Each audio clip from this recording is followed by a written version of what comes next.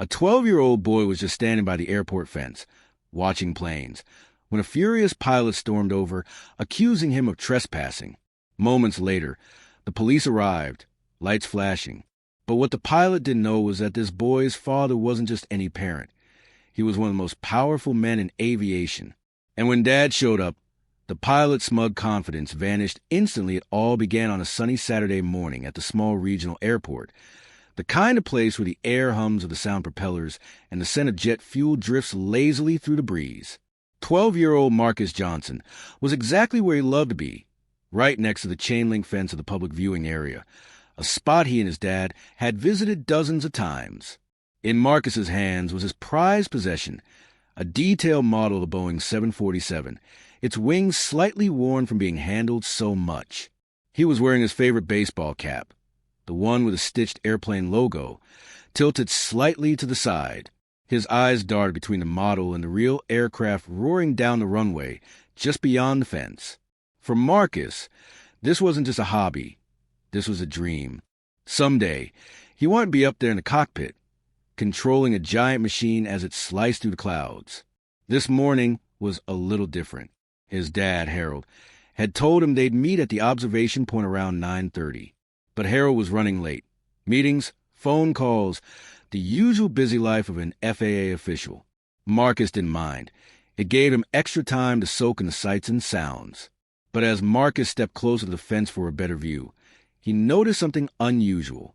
Just a few hundred feet away, a tall man in a crisp pilot's uniform was striding toward him, his eyes locked on Marcus like a hawk spotting prey. At first, Marcus thought maybe the man was just heading toward one of the hangars behind him. But then the voice came, sharp, cutting, and loud enough to make a couple of nearby visitors turn their heads. "Stop right there, kid." Marcus froze, his heart giving a startled thump. He wasn't doing anything wrong. He knew he wasn't.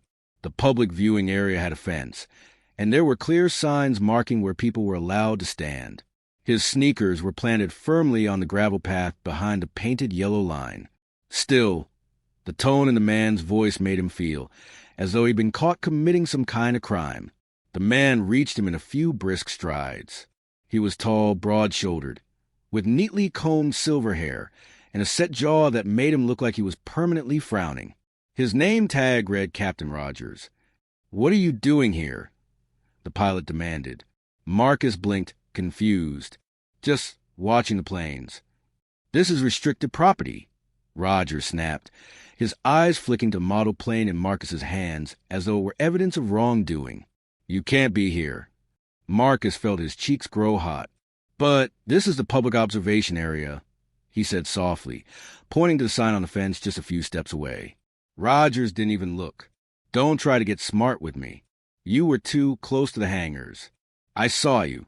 Marcus shook his head. "I didn't go past the fence." But Rogers wasn't listening. His hand was already on his phone, pulling it from his pocket with the quick, practiced motion of someone who had done this before. "I'm calling the police. We can let them sort it out." For a second, Marcus's stomach dropped as if he were on a roller coaster. The police? For what? His breathing quickened. He had never been in trouble before, not in school, not anywhere. The idea of police officers showing up made his legs feel heavy, almost glued to the ground. Nearby, a couple in their 40s had stopped to watch.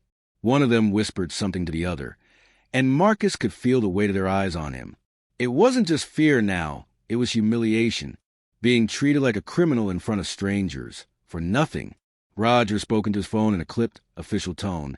"Yes, I have a suspicious young male loitering near the hangars.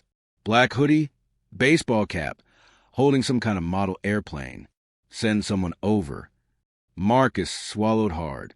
The way the man described him, suspicious young male, made it sound as though he were sneaking around with bad intentions. He wanted to speak up, to say, "That's not true," but the words got tangled in his throat. Rogers ended the call and fixed him with a stern look. "You're lucky I saw you before you did something stupid. You could get hurt out here, or worse." Marcus wanted to ask, "Hurt by what?" "The fence," but he bit his tongue. His dad always told him, "Don't argue with someone who's already decided you're guilty." The sound of distant sirens began to drift through the air. Not loud yet, but growing closer. The couple who had been watching stepped back, clearly not wanting to be part of whatever was about to happen. Marcus shifted from one foot to the other, wishing his dad would show up right now, swoop in, and explain everything. Inside, a storm was brewing. He'd never been in a situation where an adult accused him of something so blatantly false. And deep down, Marcus couldn't shake the feeling that this wasn't about the fence or the planes or even the rules. He'd seen the way Rogers looked at him from the start, like he didn't belong. The sirens grew louder. Marcus gripped his model plane tighter, almost like a shield. He told himself to breathe, to stay calm, but the knot in his stomach only tightened. In the distance, a black SUV turned onto the airport road, heading toward the observation area. Marcus recognized it instantly. His dad's car. The relief that washed over him was instant, but it was mixed with something else. Because Marcus knew his father wasn't just going to ask a few questions and smooth things over. His father didn't just work in aviation. He ran it. And if this pilot thought he was about to teach Marcus a lesson, he was about to learn one himself. One he'd never forget. A few weeks after the cockpit visit, Marcus was back at the airport. But this time, he wasn't just standing by the fence. He was inside the terminal with a special pass, walking confidently beside his dad. The spring in his step was obvious. He looked like he belonged. Harold had arranged something special. Through his FAA connections, Marcus had been enrolled in a local youth aviation program, a hands-on course where kids learned about flight theory, navigation, weather, and even got simulator time. It wasn't just a fun activity. It was the start of a path. As they approached the classroom, Marcus spotted a familiar figure waiting by the door. Captain Douglas. He wasn't in uniform this time, just a polo shirt with the airline's logo, and in his hands he held a small gift bag. "Hey, Marcus," Douglas said warmly. "Before class starts, I wanted to give you something." He handed over the bag. Inside was a glossy model of the Boeing 737, complete with detailed decals. "I thought you might want to start your own fleet," Douglas said with a chuckle. Marcus grinned, holding the model carefully as if it were made of glass. "Thanks, Captain." Douglas leaned down slightly.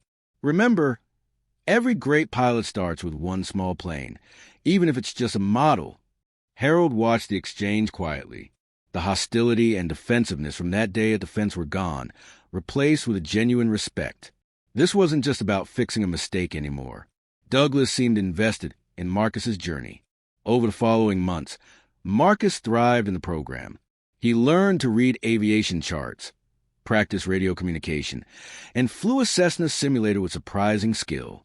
His instructors were impressed, not just with his abilities, but with his focus.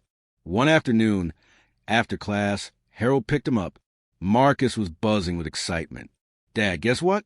Mr. Rivera, the instructor, said I'm ready for my first real flight lesson. In an actual plane." Harold smiled. "Looks like we'll be scheduling that soon." Marcus paused for a moment, then said, "You know, if that thing at the fence never happened, I don't know if I'd be here right now. I mean, I liked planes before, but this made me really want to be a pilot. It's weird, something bad turned into something really good." Harold glanced at him in the rear-view mirror. Life's funny like that. Sometimes, the rough landings teach you more than the smooth flights. As the months rolled on, Marcus completed the youth program with top marks. At the graduation ceremony, each student received a small pin in the shape of a pair of wings. When it was Marcus's turn, the program director invited a special guest to present his. Captain Douglas stepped up. He pinned the wings to Marcus's shirt and said into microphone, "This young man reminded me of two things. That passion can come from anywhere, and that as pilots, our job isn't just to fly planes. It's to inspire the next generation to do it even better." The audience applauded. Marcus's smile could have lit up the whole hangar. After the ceremony, Douglas shook Harold's hand. "Thank you for letting me be part of this. I've been talking about that day to other pilots, and it's changed the way we look at people around the airport. You might have done more than you realize." Harold gave a small smile. Then maybe something good came out of it, after all. As they left, Marcus held his wings pinned tightly. He wasn't just a kid by the fence anymore. He was on his way, each step bringing him closer to the cockpit for real. Standing in the parking lot, Marcus looked up at the sky. A plane roared overhead, leaving a thin white trail behind it. "Someday," he said quietly, almost to himself, "I'm going to be up there." Harold put a hand on his son's shoulder. "And when you are, you'll remember where you started and how you got there." Marcus nodded. He didn't see the fence anymore. He saw a runway. And this time, nothing and no one was going to keep him from taking off. His story shows how quickly assumptions can crash and how kindness, respect, and second chances can help anyone take flight. Sometimes the person you're looking down on might just soar higher than you ever imagined. If you enjoyed this story, don't forget to like, share, and subscribe for more real-life tales that inspire. And remember, every journey has a takeoff. What matters is where you land. 2 days after the airport incident, Harold was sitting in his office at the FAA headquarters, deep in paperwork, when his phone buzzed. The caller ID made him pause. It was the airport operations manager. Harold answered, his tone neutral. "This is Harold." "Sir," the manager began, sounding a bit hesitant, "there's someone here who'd like to speak with you." "It's Captain Douglas." The name immediately brought back the image of the red-faced pilot barking at Marcus by the fence. Harold leaned back in his chair. "Send him in." A few moments later, the door opened. Captain Douglas stepped inside, his uniform crisp, but his posture more subdued than before. He looked older in the daylight, less imposing, more human. "Mr. Evans," Douglas began, not quite meeting Harold's eyes. "I wanted to apologize in person." Harold gestured for him to sit. "Go ahead." Douglas took a seat, gripping his cap in his hands like it was a lifeline. "I was wrong. That day, I saw a kid near the fence and assumed he was somewhere he wasn't supposed to be. I thought I was protecting the airport. But the truth is, I didn't stop to ask questions. I didn't even consider that maybe he had every right to be there, or that he was just a kid enjoying the sight of planes." Harold listened quietly, his face unreadable. Douglas continued, his voice heavier now. "When the police told me who you were, it hit me like a punch to the gut, not because of your position, but because I realized I'd humiliated your son for no reason. I've been a pilot for over 20 years, and I like to think I'm fair, but that day, I wasn't." He finally looked up. "I'm sorry." Harold let the silence stretch for a moment before speaking. "Captain Douglas, this isn't about me. It's about Marcus.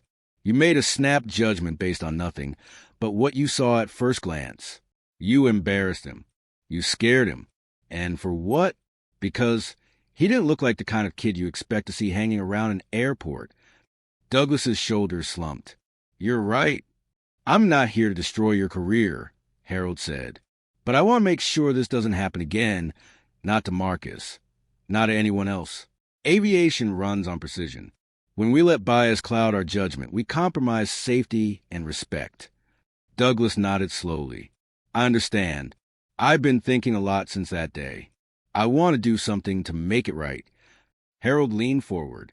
"What do you have in mind?" "I'd like to invite Marcus to the cockpit," Douglas said. "Show him the ropes. Let him see what flying's like from our side of the glass. And if it's all right with you, I'd like to talk to some of the younger pilots about what happened. Maybe they can learn from my mistake before they make their own." For the first time in the conversation, Harold's expression softened. That's a start. Later that week, Marcus stood wide-eyed inside the cockpit of a commercial jet. The sheer number of switches, dials, and screens made his head spin. Douglas was there beside him, explaining each control patiently. "This," Douglas said, pointing to a yoke, "is what actually steers a plane. You keep your hands here during takeoff and landing. The rest of the time, you're monitoring, adjusting, thinking ahead. Flying isn't just about controlling the aircraft. It's about constant awareness." Marcus absorbed every word, his earlier fear replaced with pure fascination. For the first time, Douglas saw the boy not as a trespasser, but as what he truly was, a dreamer with potential. After the tour, Douglas crouched down, so they were eye level. "Marcus, I owe you an apology. I judged you without knowing anything about you. That was wrong. But I hope today showed you that not all pilots see the world that way. And I hope If you keep chasing this dream, you'll become the kind of pilot who proves people like me wrong. Marcus smiled shyly. Thanks, Captain. As they left, Harold caught Douglas's eye and gave him a brief nod, a quiet acknowledgement that the man was taking steps in the right direction. The experience didn't erase what happened, but it changed the tone of the memory. Marcus would no longer remember that day only as the time a pilot called the police on him. He'd also remember it as the day he sat in the cockpit of a real airplane, feeling closer to the sky than ever before. And maybe Harold thought that was the first step toward real change, not just for his son, but for the man who had once stood in his way. The ride home was quiet at first. The hum of the SUV's engine filled the space between father and son, broken only by the rhythmic click of the turn signal now and then. Harold kept his eyes on the road, giving Marcus time to process what had happened. Finally, the boy spoke, his voice hesitant. "Dad, did I do something wrong?" The question landed like a weight in Harold's chest. He glanced briefly at Marcus, then back at the road. "No, son, you didn't do anything wrong. Not a thing. But he's the pilot. He thought I did." Harold took a deep breath. "Sometimes, Marcus, people make judgment about others before they know the truth. They see one thing, a person's skin color, their clothes, the way they're standing, and they fill in the rest with assumptions. That's what happened today." Marcus looked down at the model airplane in his lap, running his fingers over its smooth, plastic wings. "So because I'm black?" Harold's hands tightened briefly on the steering wheel. "Yes," he said simply. "It's not fair, it's not right, but it happens. And the truth is, sometimes it will happen to you again. But you need to remember something very important." He slowed the SUV, pulling onto a quiet overlook where the horizon stretched wide, dotted with clouds. Planes passed high overhead, tiny streaks of silver against the blue. He put the car in park and turned to face his son fully. "You cannot let someone else's quick judgment tell you who you are," Harold said firmly. "That pilot saw a problem. I see a young man who loves the sky, who has more curiosity in his heart than most adults I know.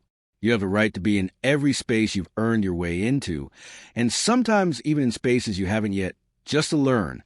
Don't let anyone shrink your dreams." Marcus met his father's gaze, his brow furrowed. "But what if it happens again? What if they don't listen, even if I tell them the truth?" "Then you do what you did today," Harold replied.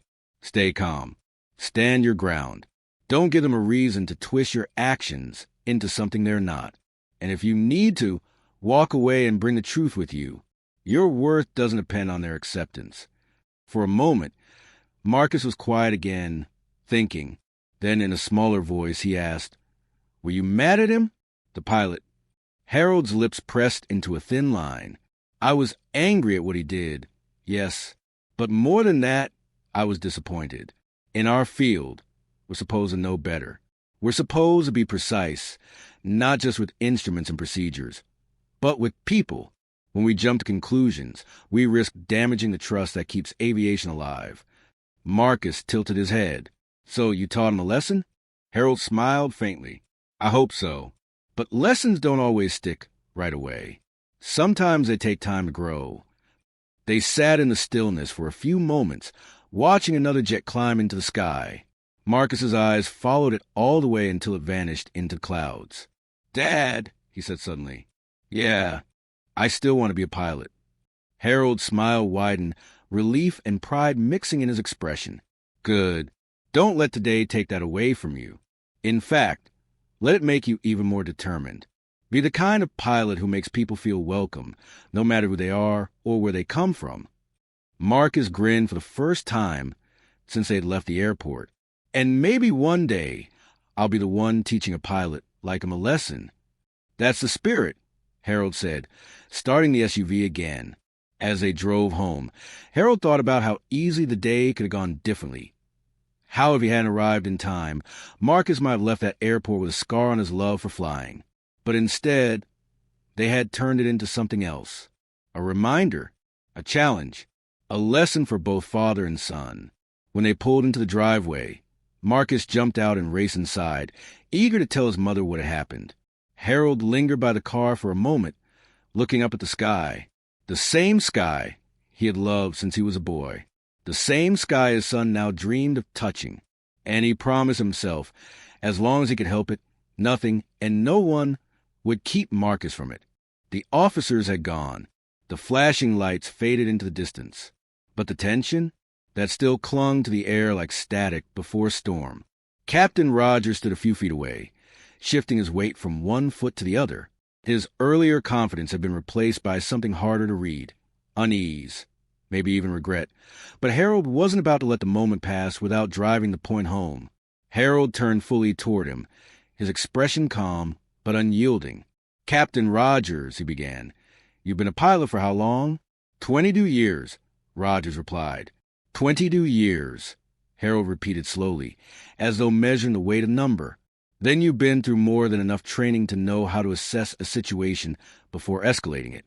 You've dealt with passengers, ground crew, unexpected emergencies. You know that a snap judgment without facts can create more problems than it solves." Rogers swallowed. "Sir, I understand your position, but—" "No," Harold interrupted. "I don't think you do. Because if you did, my son wouldn't have been standing here a few minutes ago feeling like a criminal for doing something completely lawful. You looked at him and decided he was a problem before you knew anything about him. And once you made that decision, you built your whole narrative around it." Rogers glanced briefly at Marcus, who was standing quietly beside his father, still clutching his model airplane. "I was concerned for safety." "Safety," Harold said, cutting in again, "isn't just about securing physical property. It's also about protecting people from unnecessary harm, emotional, reputational, and otherwise. What you did here today didn't make this airport safer. It made it smaller. Smaller in the sense that it told one young boy he doesn't belong in a space that's open to the public, simply because you didn't think he fit the picture you had in your head." Rogers's jaw worked silently for a moment, but no words came out. Harold took a step closer, not in aggression, but in emphasis. "In my position, I oversee not just safety protocols, but also the culture of aviation. Pilots are ambassadors for this industry. Every interaction, every single one, shapes public trust. And you took an interaction with a child who loves aviation and turned it into an interrogation." Rogers's voice was quieter now. "I didn't intend for it to go that far." "Intent matters," Harold replied, "but so does impact. If I told you I didn't intend to make a dangerous approach in poor visibility, would that excuse the result? Of course not, because in our line of work, consequences matter more than intentions." Marcus shifted slightly, his voice small but clear. "Dad, it's okay." He said sorry. Harold looked down at his son for a moment, then back to Rogers. "My son is more forgiving than most people you'll meet. But understand this. His love for aviation is something I've nurtured since he was old enough to point at the sky and say plane. And in less than 10 minutes, you nearly took that away from him by making him feel like he didn't belong here." There was a long silence. The wind carried the faint scent of jet fuel, and somewhere in the distance, a single-engine Cessna lifted off the runway. Rogers finally exhaled. "You're right. I was wrong. I let my assumptions do the talking instead of the facts. I owe both of you more than just an apology." Harold gave a small nod, acknowledging that as a start. "But if you want to make it right, you need to remember that aviation is about more than aircraft. It's about people, the passengers you fly, the crews you work with, the community that looks up to you. And yes, that includes kids who stand by fences with toy planes in their hands, dreaming about one day being in the cockpit." For the first time since they'd met, Rogers's posture softened. "Marcus," he said, turning toward the boy, "I'm sorry. Truly, I wasn't fair to you. You have every right to be here, and I hope this doesn't change the way you feel about airports or pilots." Marcus hesitated, then gave a small nod. "Okay." Harold placed a hand on his son's shoulder. "All right, I think that's enough for today." As they began walking toward the SUV, Harold glanced back once more. "Captain, remember what I said. Respect shouldn't depend on who someone's father is." Rogers gave a slow nod. "Understood." Marcus climbed into the passenger seat, setting his model airplane carefully on his lap. As Harold started the engine, the boy glanced once more at the runway. A jet lifted off, climbing into the bright blue sky, and Marcus felt that familiar pull in his chest. The dream was still there, still alive, and somewhere behind them, Captain Rogers stood watching, silently absorbing a lesson that would stay with him long after the day was over. The air on the tarmac seemed to shift the moment Harold Johnson stepped out of his SUV. Even without raising his voice, he carried an authority that made people straighten up. He wasn't just Marcus's dad. He was a man who had spent decades in aviation, working his way up to become an FAA administrator. Someone whose signature could ground an entire airline if safety demanded it. Harold closed the car door gently, not rushing, not flustered. His gaze went first to Marcus. "You all right, son?" Marcus gave a small nod, though the way his fingers still gripped his model airplane told a different story. Harold's eyes softened for just a moment. "Good. Now, let's get some clarity on what happened here." He turned toward the officers, his expression professional but no less commanding. "Officers, thank you for coming. I understand there was a call made about my son." The taller officer stepped forward. "Yes, sir. We received a report from Captain Rogers here, claiming your son was near restricted airport property and acting suspicious." Harold's gaze shifted to Rogers. The captain, still in full uniform, stood tall, but now seemed to be bracing himself.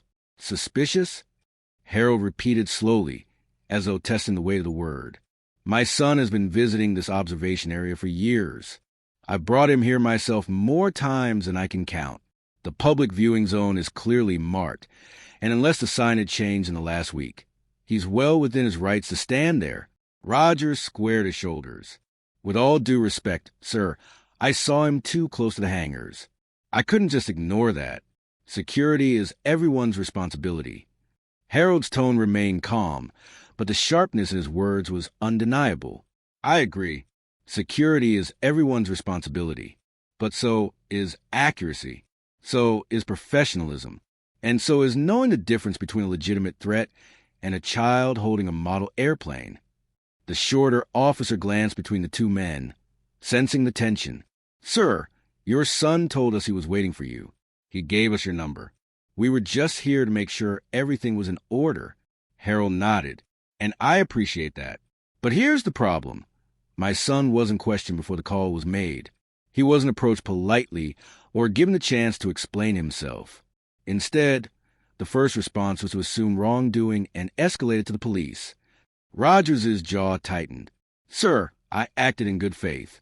In these times, we can't take chances." "Good faith?" Harold's brow arched. "Captain, I've worked in this industry long enough to know when good faith is being used as a shield for poor judgment. My son wasn't climbing over fences. He wasn't inside a restricted hangar. He was standing on public ground. The only risk here was that you didn't like what you saw and decided it looked wrong." The words hit harder than Marcus expected. He'd seen his dad speak firmly before, but this was different, measured, precise, almost surgical in how each word landed.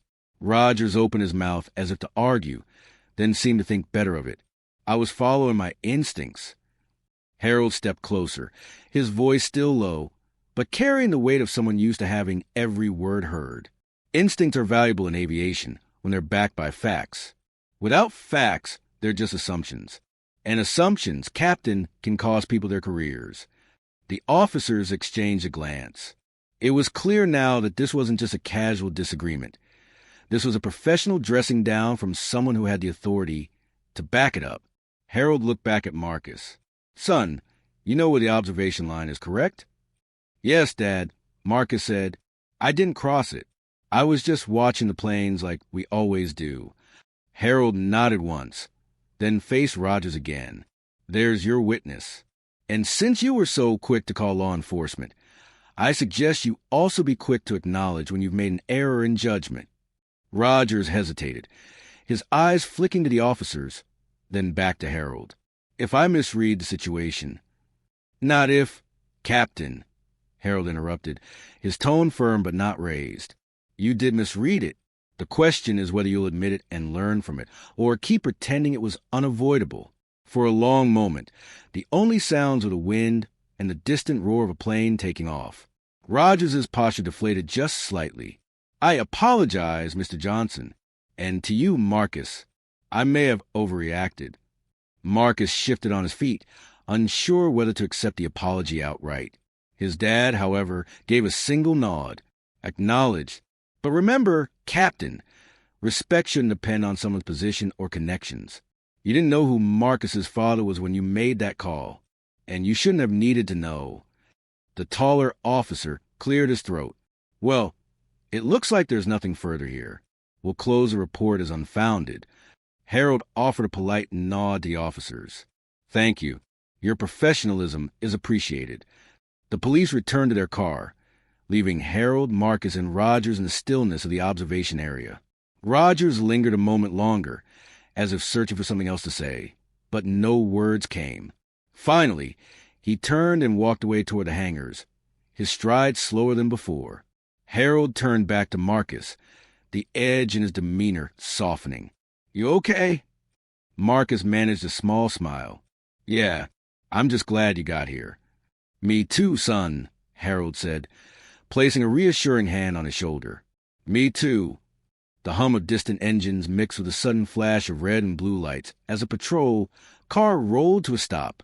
Gravel crunched under the tires, and the air seemed to shift. The casual murmur of the observation area went quiet. People were watching now. Marcus's hands tightened around his model airplane until his knuckles turned white. The officer stepped out with practice calm. The taller one adjusted his cap, scanning the scene, while the shorter one already had a small notepad ready, flipping it open. Captain Rogers immediately stepped forward like a man eager to take charge of the situation. Officers over here, he called, pointing toward Marcus as if presenting evidence. This the kid? The taller officer asked, his tone neutral, but with an edge of skepticism. Rogers nodded firmly. Caught him snooping near the hangars. Said he was just watching planes, but I saw him too close to restricted property. Could be nothing, but you know the drill. Marcus opened his mouth. I wasn't. Rogers raised a hand toward him, cutting him off. Let them ask a question, son. The shorter officer crouched slightly so he was at Marcus's eye level. His voice was calm, almost gentle. Hey there, what's your name? Marcus, he said quietly. Marcus what? Marcus Johnson. All right, Marcus. You here with someone. My dad, Marcus answered quickly. He's supposed to meet me here. He works for the FAA.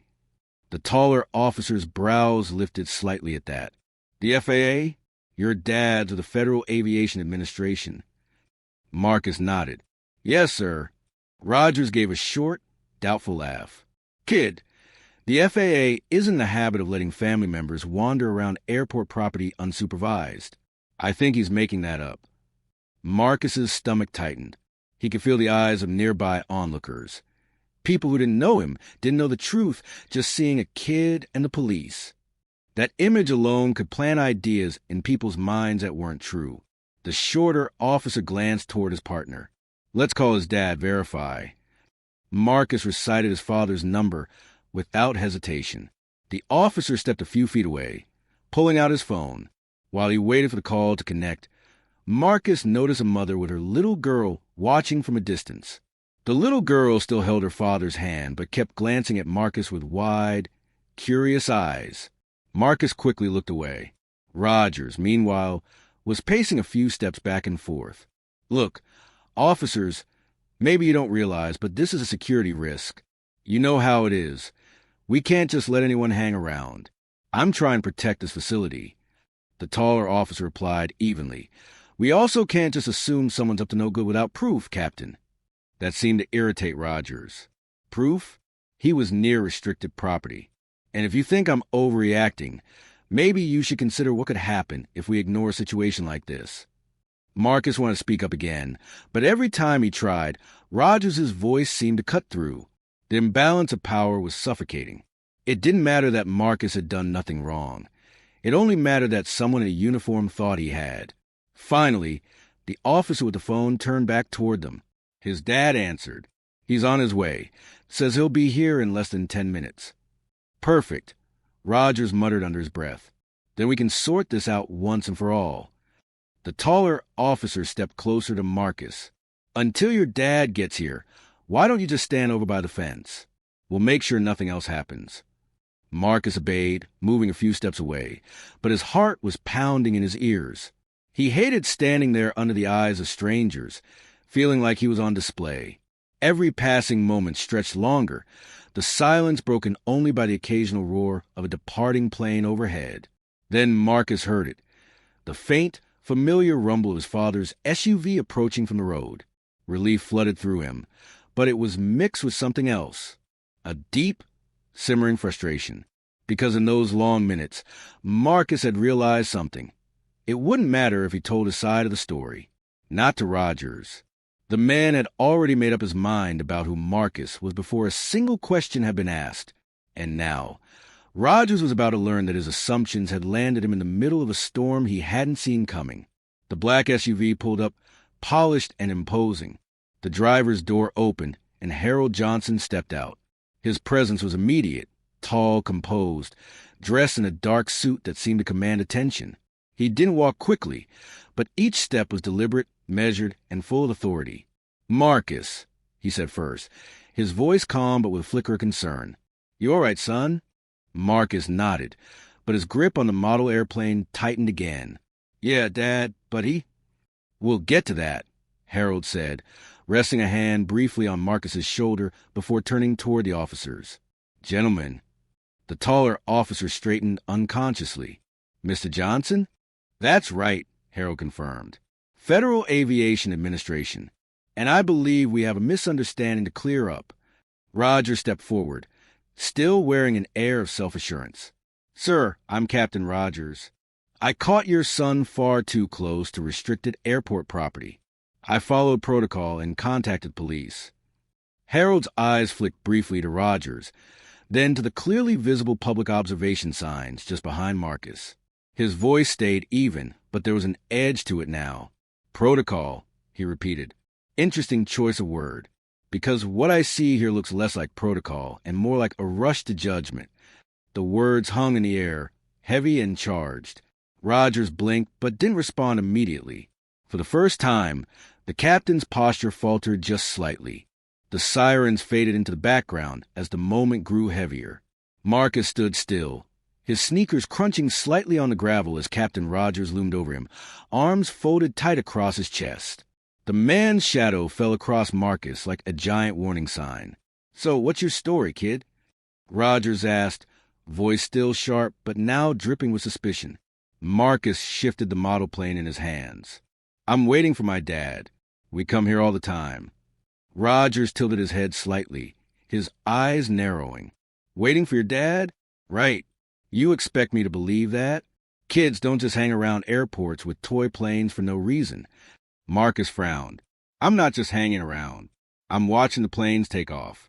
That's all." The pilot stepped closer, the faint smell of aftershave mixing with the scent of jet fuel in the air. "You're in a restricted area. Son, you could be—" He paused, giving Marcus a once-over from head to toe. "Well, you could be here for all kind of reasons. None of them good." Marcus blinked in disbelief. "I didn't cross the fence." He pointed at the yellow painted line on the gravel. "I'm standing exactly where everyone else stands." But Rogers wasn't looking at the line. His gaze stayed locked on Marcus's face, and there was something in his eyes, something that made Marcus's chest tighten. It wasn't just authority. It was assumption. The pilot sighed dramatically, as though he were dealing with a child who didn't understand the simplest instructions. "You know what? I'm not going to argue with you. I already called the police. They can figure out whether you're telling the truth." Marcus felt heat rise in his cheeks. "You called the police? For what?" "For trespassing," Rogers said flatly, "and for acting suspiciously around private aircraft. We can't take risks here." Marcus couldn't believe what he was hearing. "Suspicious? I was standing still. You saw me holding this plane." He lifted the small model 747 in both hands like evidence in a courtroom. Rogers smirked faintly. "Yeah, and that's another thing.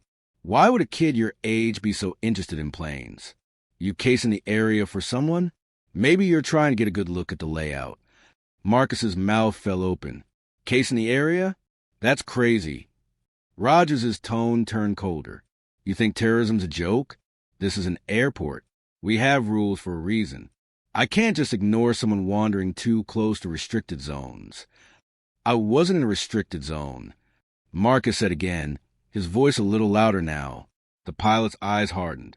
Kid, I've been flying for over 20 years. I know trouble when I see it. Those words hit Marcus like a slap. Trouble? That's what this man saw when he looked at him? Not a kid with a dream, not someone who loved planes, but trouble. A sudden burst of static came from the police radio of one of the arriving officers, pulling Marcus's attention. The patrol car was rolling in now, its lights flashing, tires crunching over the gravel as it stopped just a few feet away. Two officers stepped out, one tall and lean, the other shorter with a notepad already in hand. They approached calmly, though their presence made Marcus's heart race even faster. Is this the kid? The tall officer asked. Rogers nodded with confidence, as if this was an open-end shut case. Yep, caught him loitering near the hangars. Said he was just watching planes, but we can't be too careful. Marcus wanted to yell that he'd done nothing wrong, that this whole thing was a mistake. But the lump in his throat wouldn't let the words out right away. The shorter officer looked at Marcus kindly. What's your name, son? Marcus, he managed to say. Last name?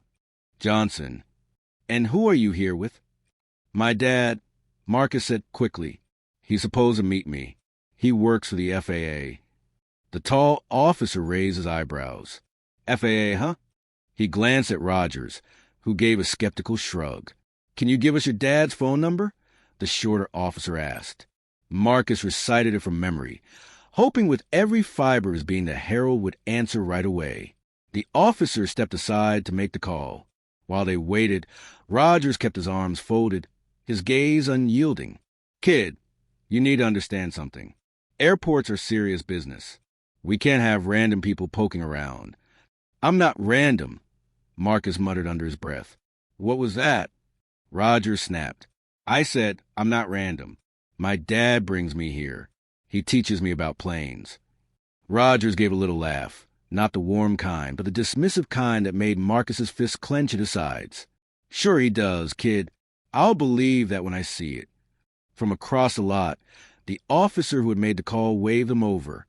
Your dad's on his way, he told Marcus. Said he'll be here in 5 minutes. Rogers snorted. Good. Then we can get this straightened out. Marcus glanced toward the main road, his chest still tight, but now with a flicker of hope. He knew that once his dad showed up, everything would change. What he didn't know was how much it was going to change. For Captain Rogers, most of all,